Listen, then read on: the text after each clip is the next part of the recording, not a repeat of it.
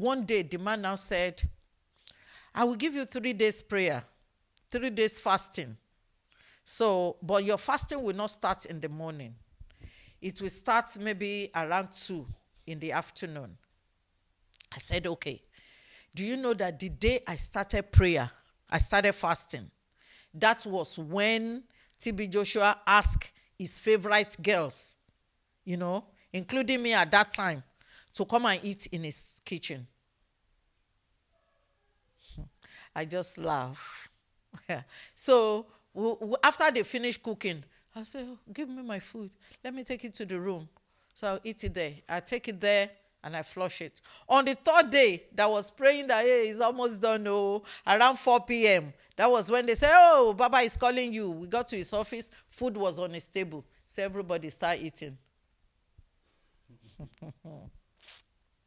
So, I was behind the girls.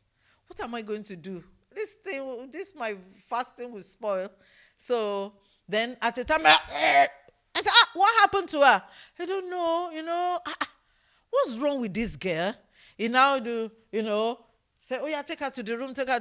That was how I escaped it. Immediately after the fast, I called the man. I said, I'm done. He said, I saw an angel descended with a mighty chain. And all those monsters that are guarding the synagogue were put in chain. Go. Even if anybody follow you now, the coast is clear. Now to go and face him, I said, I want to go home, is a problem. So I knew I was, free somehow, but how to now go and say, so what I did was that one day I just left synagogue. In the evening, I came back. Do you know what this guy said? He told the security, leave her alone. I thought, send me away, Abi. I'm not, obeying laws now. Send me away. Say, leave her alone. I started thinking, why is this guy leaving me alone? Because I was still working for him spiritually. You understand? I was still useful to him. So then one day, I went to his office with other people. It was a Monday morning. People were, going to collect pass to go out and to pass for assignment. So I stood there. So when I got there, it's my turn. I said I would like to go to Cotonou. It's like, are you not? Cotonou again? So he asked everybody to leave his office. So when everybody left, he drew the curtain. It was between me and him. He now did like this. I've always known that hug that smile is not real. He wants to reset my mind. So that when I now say, okay, no problem, he know how to deal with me, in his own way. So you mean you had not left even after that 3 days fasting? No, I was still there at that time. So then he now looked at me because he did like this. He thought maybe I would just, jump into his, Yeah. So I stepped back. He now said, go and call me your mom. He wrote money, 10,000 naira to go to Ibadan. He said, is that enough? I said, it's enough. I don't even need this money. So I went. I didn't return that day. I came the following day. So when I came back, he said, why didn't I return? I said, my mom was not around, so I had to wait for her. So he said, okay, I should go and give my mom food. So I was trying to come down to go to canteen, the visitors' canteen, to get her the food. Then they said he was calling me again. So what happened? When I got to his office. What's your mom? Yeah, I've already brought my mom from Ibadan. She was downstairs. He asked me to go and give her food. So when I was trying to prepare the food, he said they should call me. And when I got to his office, he said I should go and bring my mom. It's like, I've stopped. No longer coordinated. Yeah. So what I saw was that I saw KK. KK was the head of the camera crew. We worked together for many years. So, and I saw Diola. because the studio was getting bigger, department was being shared. So she was leading the department of recording and archive. If you see these two people, know that there's something they want to do. So when I saw them, I asked somebody, do we have visitors at home? They said no. So what they usually do is that they will go upstairs in his kitchen. They will set up, video recording. There is always a camera in his office. So, and they will be recording it upstairs. You will know. Even, visitors' room have cameras. So there is a where they normally record. So then I just thought, I don't want to bring my mom here because he has ulterior motive. What he wanted to do is to do to my mom, and my mom will start confessing that I'm a witch. He wants to throw my mom into spirit. So that we now say, Mama, so you are the one that want to take me away from here. Because he has done it, to a lot of people. So then I told my mom, I said, my mom, stay here, don't leave if anybody call you. Remember I brought you from Ibadan? He said, yes. So my mom stayed there. I went to the room. I went to pack my stuff. So he sent some people to me to call me that he was waiting. I said I was not coming. If that is the way you want it, that's the way it should be. So I started packing my stuff. He himself came into our room and said, I asked you to come. I said, I'm busy packing my stuff. He wanted to hit me. So as he did like this, fortunately, his hand hit a pole, a pillar, because in that room, there are a lot of pillars, So his hand hit the pillar and the hand started bleeding. So he just left. So I started crying because it's like I was, in a confused mind. But all I know is that I wanted to leave. But because of, all this, don't know how to go about it. So then he went to his bedroom. I was in the room. I slept off. So the following morning, I think, I went to meet my mom to take them to general canteen. Then he sent Chikodi to come and call us, that he was ready to see us. So we met with him at the gallery. So he said, he was telling my mom that, see, I took her to different countries. I care about her. I love her so much. I've told my mom, say, please stay out of this. If you have opportunity to see him, just tell him that, please help me pray for her. She has been here all these days. Even if she becomes somebody in life, it's to your own glory, Abi. So my mom repeated that I don't know, me too, I've been begging her to stay. But she said she wants to leave. She wants to go and start family. She wants to go and, age is not on women's side. So please pray for her. He didn't even answer. He was just talking rubbish. My mom said, please help me pray for her now. If a girl or somebody go and learn a job, at the day of freedom, the oga will pray. He didn't even answer.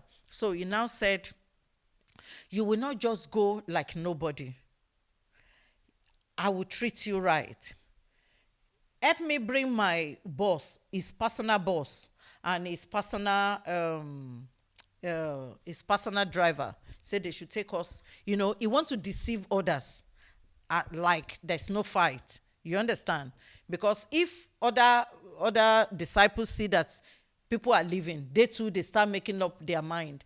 So he said they should go and bring his coaster boss and his driver to take us to the car park. So, and the man has already told me, please don't let your undies and, be left behind. So I try as much as I could to pack what, I've stayed there a lot of years. So some things, maybe they are on the hanger outside, I don't know, but I did try it. So when they took us to the park, I thanked the driver, he left, and I told my mom, you go, I stay here. I stay in Lagos. So I've already gotten, accommodation. So I went there. And I now called the pastor that I'm already out. What is because I don't know my right from wrong in things of God. So I called him. I said, "Sir, what's the next?" The man said he went to Ikorodu, that tomorrow morning I should call him. So the following day I called him. It was his wife that picked it. That Baba has fever from Ikorodu, that I shouldn't worry, that I should call in the evening. And the evening, because I was so anxious, I've not met him. So I called in the evening. They said the Baba is already at the hospital in UCH, admitted. So after like 4 days, they said they have released him. So I sent little money that please buy him Bonvita and all that, let him be well. So yeah, they say he's recuperating, but on the 7th or thereabout days, the wife called me that he has gone to be with the Lord. I called my mom. I say, it looks this man has taken a bullet for me. Why should he die at this time? I was just thinking, I thought maybe God do not want me to build another, semi-demigod. So God wanted me to walk it on my own, because I believe Satan couldn't have killed that man. Anyway, it's only when we get to heaven that we know what is what. So, and I started living my life. Then after like, 2 months, that's, enjoying the freedom and liberty that could, start thinking, what should I do? I've left the circulation a long time. So what should I do? What's going on, Then I started saying if I sleep 8 o'clock, by the time I wake up in the morning, I will wake up tired. Because in the dream, I will be running.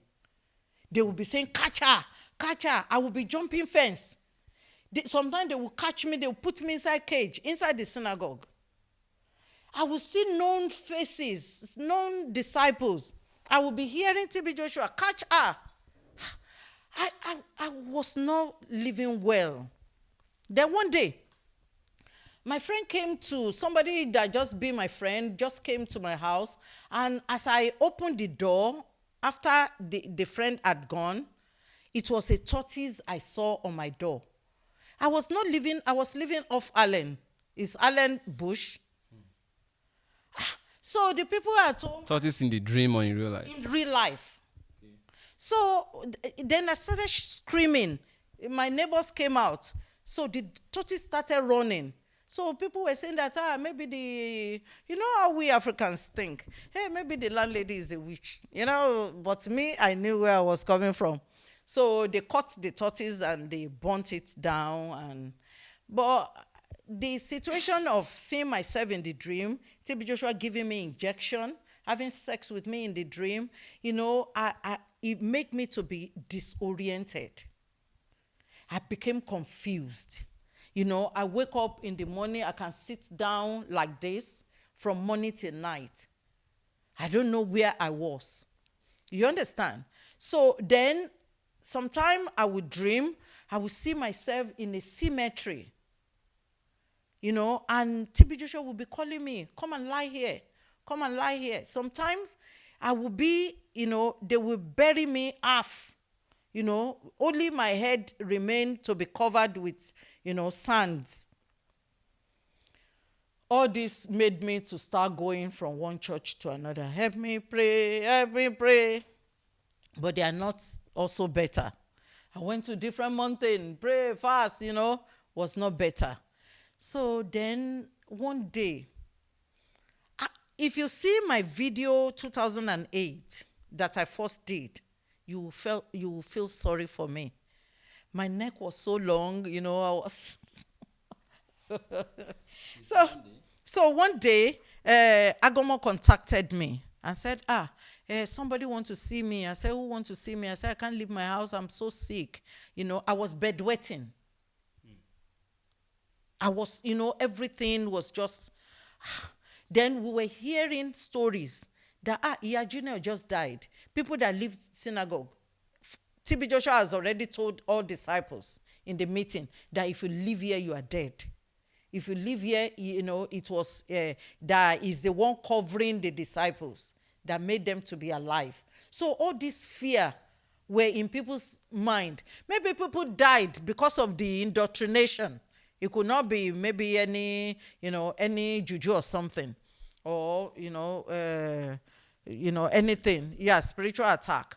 So, or any enchantment. You understand? But of course, there is enchantment, because in the what do you call it? In the groove of TB Joshua, there, you see people's pictures are being buried under sand. Some they will nail it to the tree.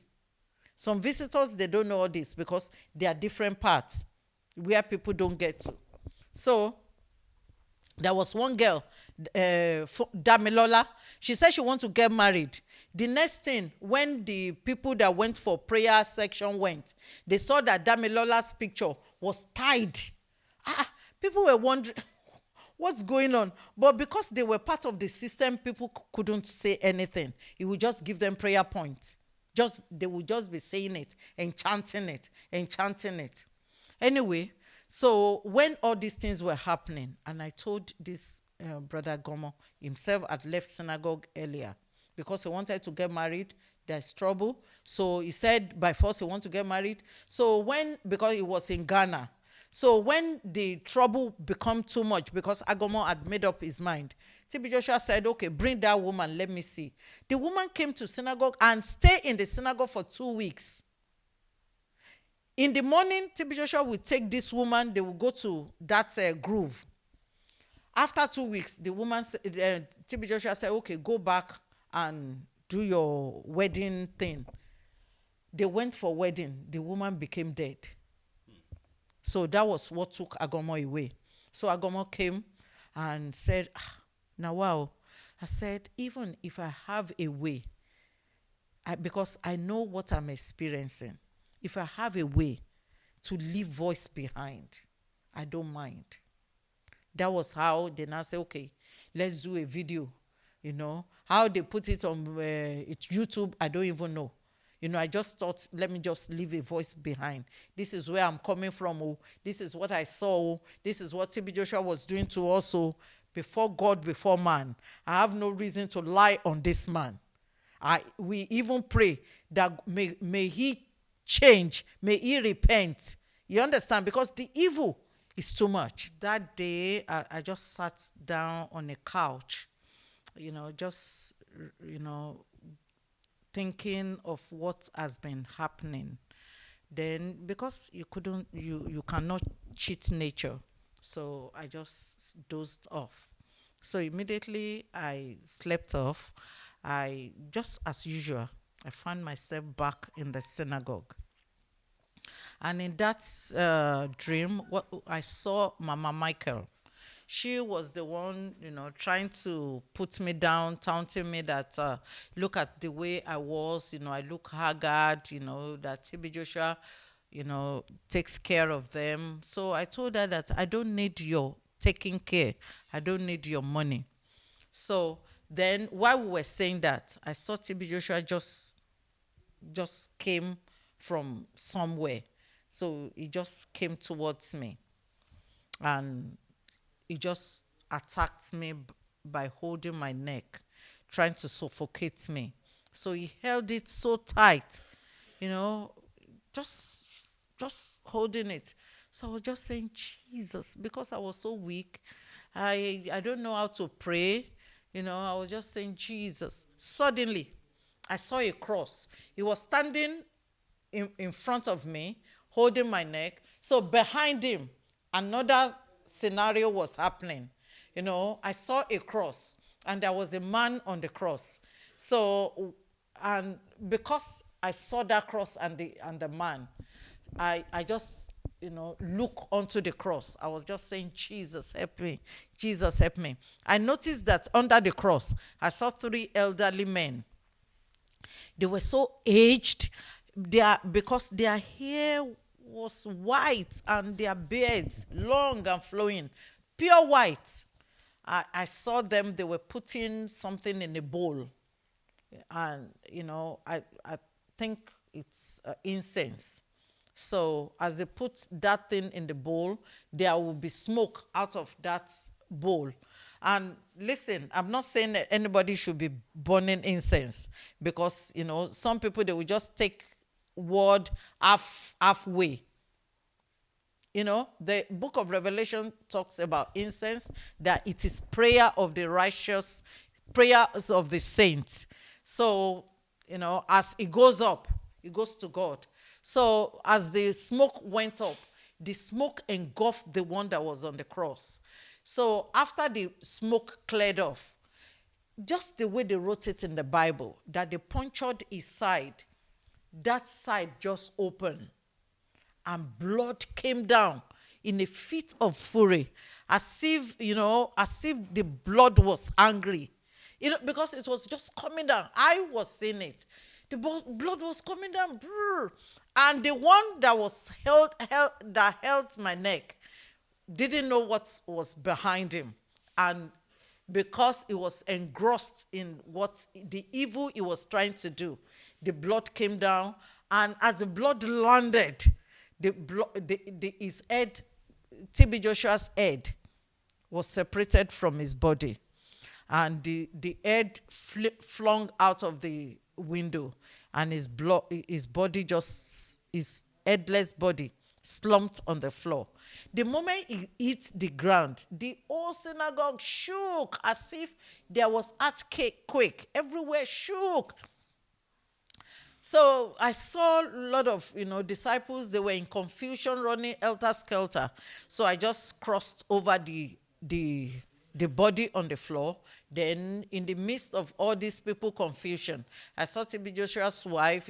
She was tying a wrapper on her chest, and was shouting, "Baba, where's Baba? Where's Baba?" So me, I just walk, out of the synagogue. Ever since, I don't see TB Joshua again in my dream. I sleep like a baby. I'm happy. I started getting my senses back. Nobody torments me in my dream. And after all this, I start developing passion that if I don't say this experience to people, I will go to hellfire. Because God spent his resources to keep me alive. Many people died. Many people lost their mind. Some people, they can't even get their bearing today. But today, look at me. I'm alive. I'm well. If you watch the video I did in 2008 and compare to today, you see that life has moved on. Life is good. But did TB Joshua try to reach out to you after that? Yes, he tried. There's one man called Prince Awofisayo. I think during the course of the interview, I've already mentioned how I know Prince Awofisayo. So, and the time I told Prince Awofisayo that I was moving out, he gave me 500,000 for accommodation, which, infuriates TB Joshua. So Prince Awofisayo asked me not to come to his office again, and because he doesn't want to be in his bad book. Prince Awofisayo is a man on wheelchair. TB Joshua could not heal him. Ayefele, the singer, also visited the synagogue.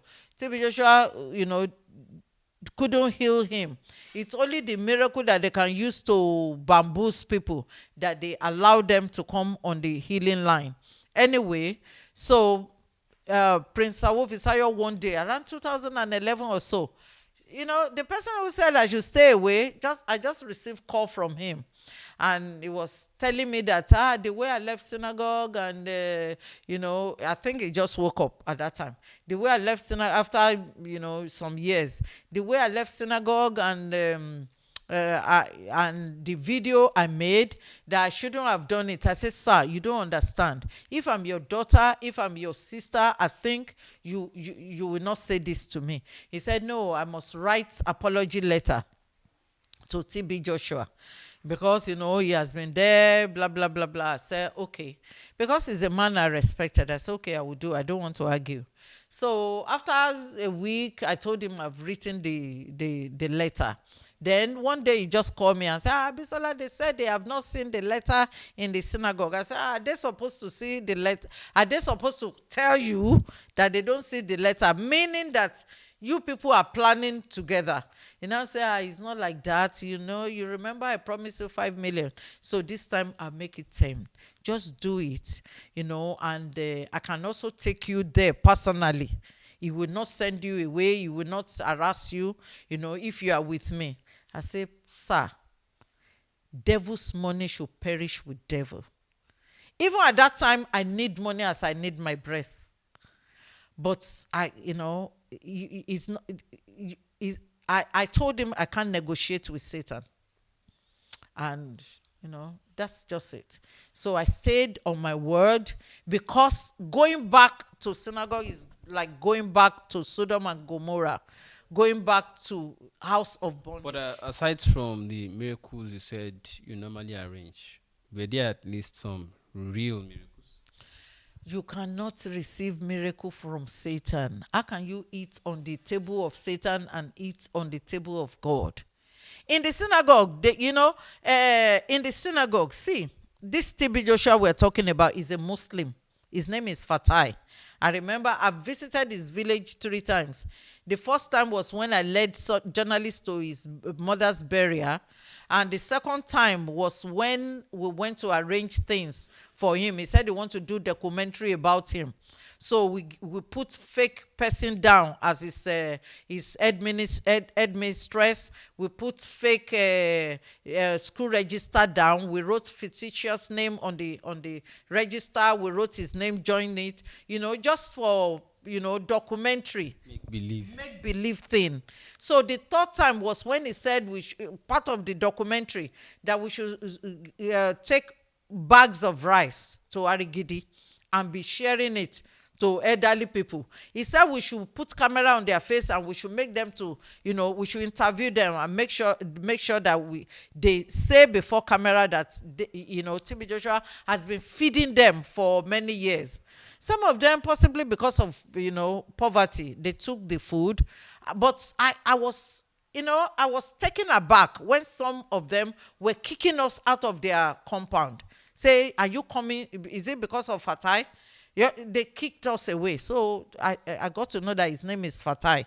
So Fatai has not given his life to Jesus Christ. He used to follow Professor Pella. He used to follow Professor Pella, and he was a celestial prophet before Celestial Church kicked him out. Because the way he was doing the prophetic work is like ritual and occultism. That people that, he wounded went to Ketu to report him. So forget about all this bling bling that you are seeing on TV. Forget about what you are watching on TV. We were the one behind the camera.